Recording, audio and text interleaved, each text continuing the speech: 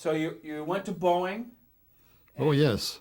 And we found this to be a desirable aircraft. There are no seats or anything in it. There was one big floor. We could locate all our equipment on it. And the idea was to fly it into Newark, New Jersey airport and load all the gear on it and then head to China. Load all the television equipment. Yes. Now, was this for NBC? It was for the pool. Pool. So ABC, it was a press pool. ABC, CBS, NBC. And No. we didn't mention why you were doing this. We didn't mention why you were going to China. Oh. We were going to China to cover President Nixon's visit to China. Great. And as I say, we tossed the coin. The producers tossed the coin, and we ended up with a long coin, and ABC and CBS got the short ones. So they decided they were going to take a mobile unit, each one, a 2-camera mobile unit, and go with the president down to Shanghai. We were, if I can use the word, stuck with the Peking operation. We had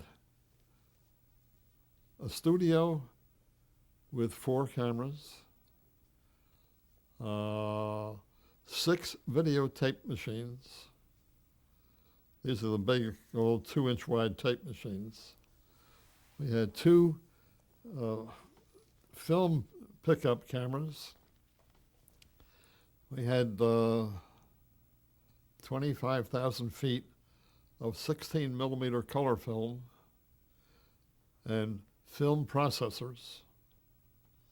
And when the Chinese were told we were going to fly an airplane there, they told us that they would not allow this example of a decadent capitalist society to be seen in China.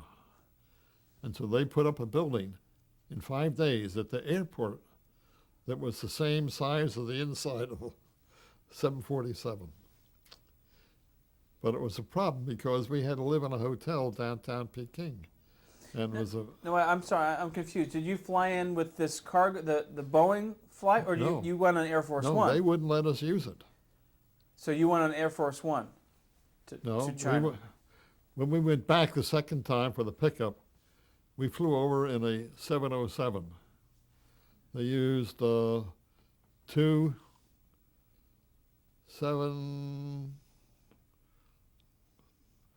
the big Air Force plane. 737, 727, No, much bigger than that, the big one. 747. Not a 47, no. It was almost as big as the It 47. was a large plane. They put a mobile unit in each plane. The 2 planes flew over, plus the crew. We had to put all our delicate equipment in a 707, and half the space, then the other half we had crew.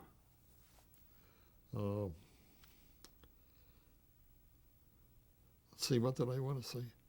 Oh, I think did I mention that the Chinese would not allow a 747?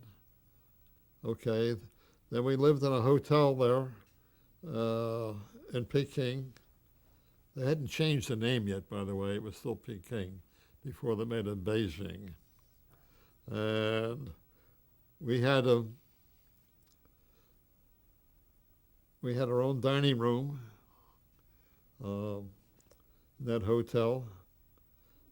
Every day we had, for breakfast, we'd always have 3 hard-boiled eggs, not hard-boiled, hard-fried eggs with rice in it. And if we didn't eat them, they were cold, you know. If we didn't eat them, they chopped them up. We had them for dinner at night. And So you would follow the president around. The Yes. president had certain stops that he would go to, and you would set up. You'd No. follow on the mobile. we only did the stop. I only did the stop in Peking. When he went up to the Great Wall one time with Chou and Lai, we had a portable camera go with him and get pictures. Now, was this sent directly back to the United States Yes, via satellite? yes. Via satellite at this point. We had used the Hughes satellite, and that was a problem too because one of the Hughes men decided to puff on some marijuana one night, and he fell asleep and set the bed on fire in the hotel. Whoops. Anyhow, this satellite had a 15-degree look angle, and from Peking, they hit a satellite right over the mouth of the Amazon River. That's how far they got with it, and from there to New York, where it was distributed. And that, since it was a pool, a transmission, it was distributed to all the networks. Yes, And then the networks could decide and put it in newscasts or whatever. true. Yes. Right. How long were you in China? How long was I in How long were you in Oh. China? The first time was just 5 weeks. And then I went back again for President Ford. And that was unusual because Ford didn't want to go. He asked Kissinger to take care of the meeting. The Chinese said they wanted to talk with the president or somebody in the United States about something. And so they said, okay, we call it off. When that was happening, the same piano player I told you about worked for ABC, and I took my horn along, and we played around in the nightclubs in Tokyo for a whole week. And finally they told us we had to go home. So we did. We went back home, and 3 days later said, go back to China now. Crazy. So it was interesting. Now, you also worked at NASA for a while. Tell me about when that was and what you were responsible for. Well, it started off with a one-camera pickup. It was during the launch of a moon probe. And I think that was at about 56 or 57. It's the one that blew up, by the way. And we had the only television there. We were allowed to put our equipment on the roof of the Bell Labs optics building. Well, we set it all up, then the next day couldn't go there, and finally the third day at 3 o'clock in the morning, it took us out. And my golly, there were a bunch of motion picture cameras for the news people. They wanted to know what the hell you're doing here with your electronic stuff, you know. Anyhow, we did that. Then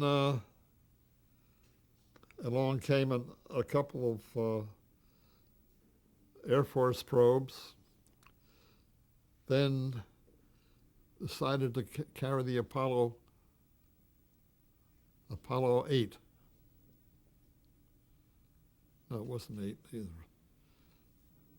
was the one after 7. Apollo 7 was when it blew up and 3 guys were killed. Then they had another one, and we were allowed to put a camera on the roof of a mobile unit 2 miles from the launch pad. In Cape Canaveral? Pardon? Where was this? At Cape Canaveral. And this was a live. You did it live Yes, for NBC. yes. Did it for NBC, and unfortunately, the exhaust was strong enough, and the uproar resulted in our losing the audio line, so we never got any audio from the pickup. But the guy that I got to know pretty well was an officer at Patrick Air Base. He became the announcer. Okay, now then, we had to move over to the new NASA location, and all networks were involved, except for a camera on the roof of the big building there. And it was only because I knew some of these people. They told me I could put a camera up there. On what big building? The VAB, I think it is. Isn't that the name of it? VAB, yeah. So it gave you, I don't understand, it gave you a better perspective on the launch?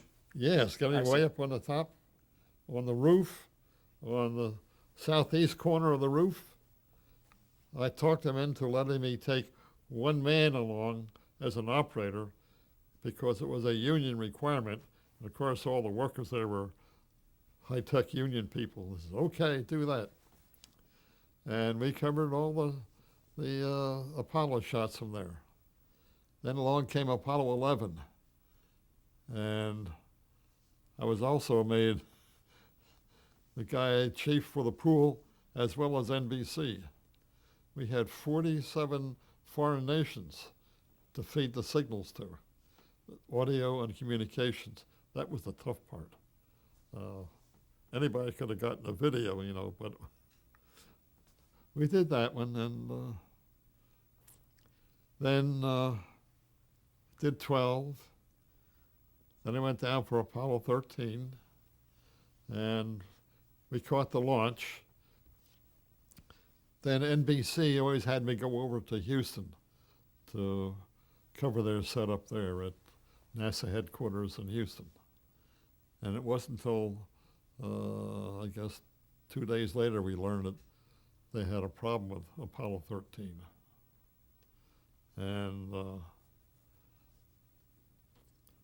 when we got over that, then we finished the Apollo series, and then we did the Russian Apollo Soyuz pickup. And I have a letter framed I put on the wall upstairs from the Russian chief about how he enjoyed working with we Americans.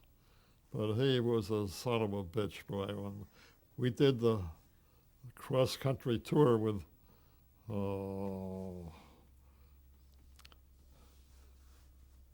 who was the big cheese, the Russian? Gorbachev? Gorbachev? No, no. You mean It was before him. Brezhnev? Brezhnev, yeah. Brezhnev. We had to stop wherever we were at 12 midnight and set up to do a broadcast back to Russia. They never showed anything in the U.S., but it's for his trip. And the things that their people demanded, unbelievable. And they never got them, of course, but I found out later they had nothing like that in Russia, you know. So that's, well, I have a letter on the wall from whatever his name was, thanking us for sending his message back to Russia. Now then, how far are we now? Well, I mean, that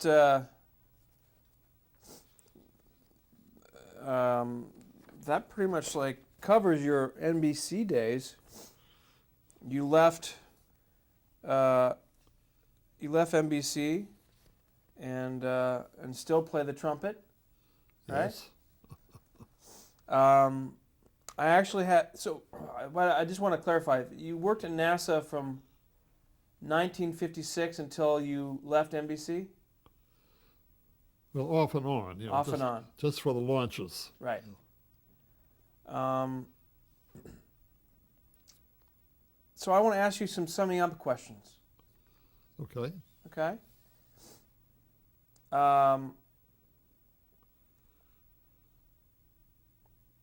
If Phyla Farnsworth were alive today,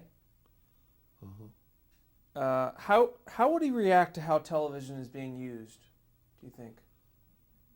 How come what? How would he react to how television is being used? What would he think of it all? I think he would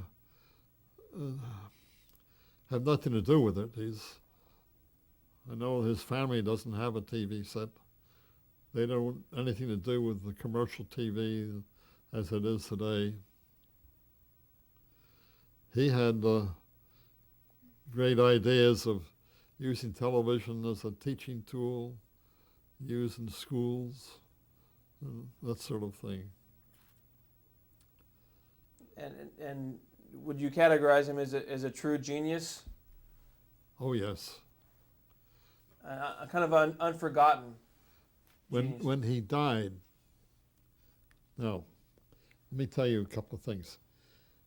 He never graduated from college. He went to Brigham Young for 1 year. And then his father died, and he had to go back and earn a living for his mother and the family. But he studied, too, in the meantime. And one time he went to Brigham Young and said, I'd like to ask you a favor. If you give me an examination, the most difficult exam you can think of, that would cover 4 years in your university, if I pay you the money, will you give me a degree? And they said no. Turned him down. But in the meantime, he's been given degrees from universities all over the world. And just before he died, he was listed by MIT as one of the world's 10 leading mathematicians, completely self-educated. That's a testament to his wisdom. Yes. And do you think he envisioned television developing the way it has? Do you think he'd be proud? Do you think he'd be proud of television today? I don't think so. You don't think so? No. He wouldn't want to be involved with it. Yeah. Are you proud of the work you've done in television? Yes. What's your biggest highlight, do you think, of your career? I think the biggest highlight of my association with television was a trip to China. We had to take everything. We even had to take toilet paper. I took 3 gasoline-driven generators for power. I couldn't depend on their power. But you wouldn't have been able to do it without all the other experiences. Yeah. I did have a converter made by an outfit in New Jersey to convert from their power to U.S. standard 12208, 60 cycles. And the power they supplied us, we kept the generator running all the time. It would go up 200 volts, down to 100 volts, up to 200 and back down. It never could have provided what we needed. Do you have any regrets? Any regrets? No. In your career? Anything that you wish you would have done? Taking a job here or something? I guess the only regrets I have were the fact that my good friend Dr. Shelby died when he did, in the prime of our business, really. And then those people who took his place came out of radio and had no idea what television was all about. And they didn't know how to steer it. What do you think represents the best of television today? What is the best of television? Yeah, what do you think represents the best of television? Well, technically or programming, whatever you think. I think what I like the best, besides sports, is the Lawrence Welk program that's on educational TV every Saturday night. Some of it's 40 years old, you know. Good music. So the idea of showing the past as well as the present?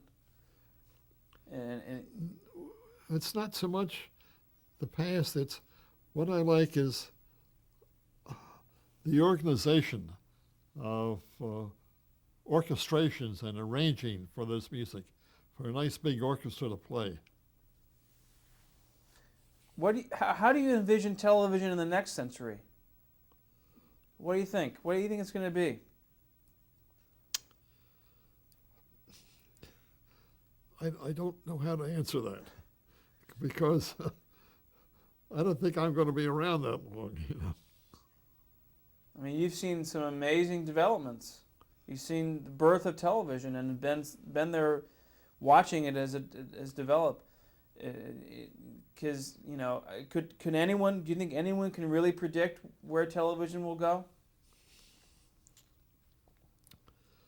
I don't know. Let me, at the end of each interview that we do, we have a few names of people that you've worked with or been associated with, and if you have any just brief, like one or two words, a quick sentence, just to describe them as individuals, as what talents they brought to the table, or who they were as individuals. Bill Eddy. Who's Bill Eddy. Bill Eddy?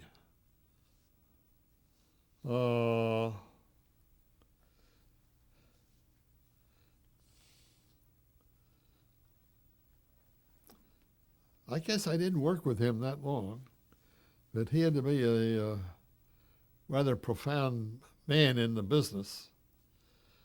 He only lasted at NBC about 3 years, I guess. But among the things that he did, he lived out in Port Washington. They had a bad storm out there, and his boat went down to the bottom, and he brought that boat piece by piece by piece into NBC, repaired the engine, got it all working. In fact, had the air conditioning people raise hell because they didn't know where all the exhaust was coming from. But he did that and took it back, and he made enough money for writing an article about it that it paid all his bills on the boat. But then next he went out to Chicago, and I was still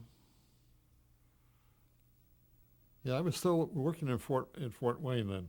I went up to see him, and the man who had been the chief engineer for Farnsworth in the early days, and was fired by the man I told you about. He became the chief of Bill Eddy's TV station in Chicago, and he called himself the Dean of Women because there were only two men in the place. There was he and Bill. Was that Toby Rutherford? No, Who was this that? was what was his name? That's okay. Did you work with Tony Sharmely, the choreographer? Do you remember him? Say the last name again. Sharmely. Tony Sharmely. He was a choreographer yes. in your hit parade. Yeah, he was a part of the hit parade when I worked on it. Any couple word description of him? Can you recall? No. No. How would you describe Delbert Mann? How do I like Delbert Mann? How would you describe him? Oh. Well, I think he's a pretty terrific guy myself.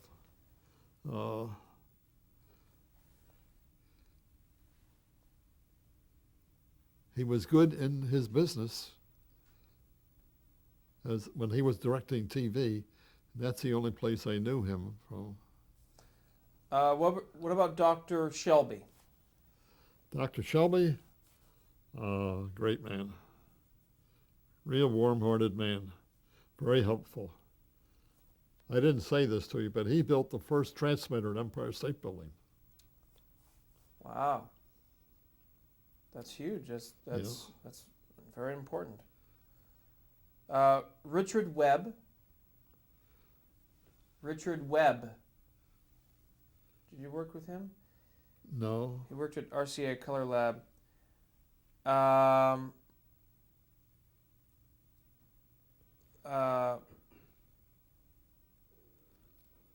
Let's see here. trying to think here. Bob Finkel. Do you remember him? Oh, sure. How would you describe him? Well, Bob Finkel he was producer for the Perry Como show. He was a very sharp guy, but he didn't like being in New York. He wanted to get back to California. And I've not heard from him since. One last name on here, Bunny Pike. She's my love. She's listened to this whole interview. Well, it certainly has been a pleasure. Thank you very much for sitting down and talking with us. And Okay. It's all done. We're all done. Okay.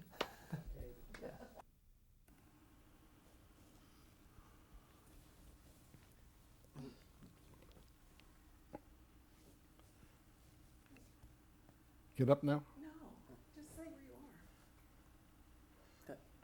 Cut. Okay.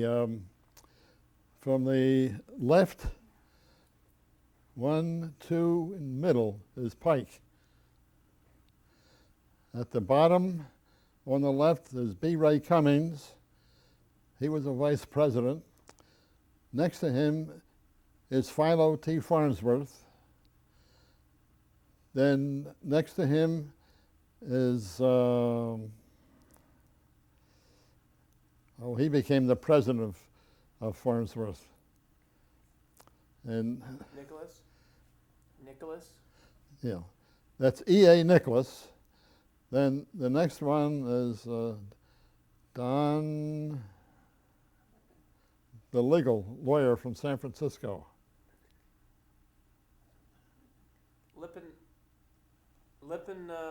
Lippincott. Sorry about that. What year was this? And this was 1938. And where was this? And this was at the rear of the Farnsworth Studio building in Chestnut Hill, Pennsylvania. I might mention the man standing right above Philo Farnsworth is Dr. Hans Solinger. He was a physicist.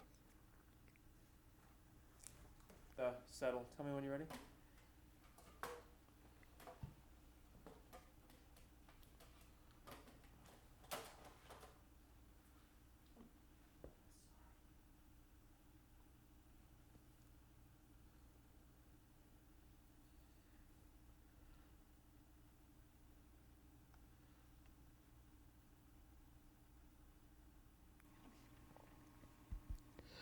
This is approximately 1947.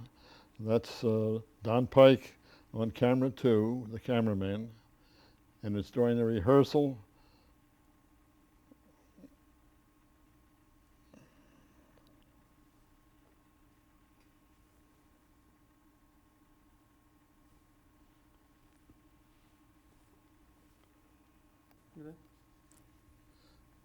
The camera here is one of the early iconoscope cameras made by RCA, a dual lens system. The cameraman sees the image upside down and backward, left to right.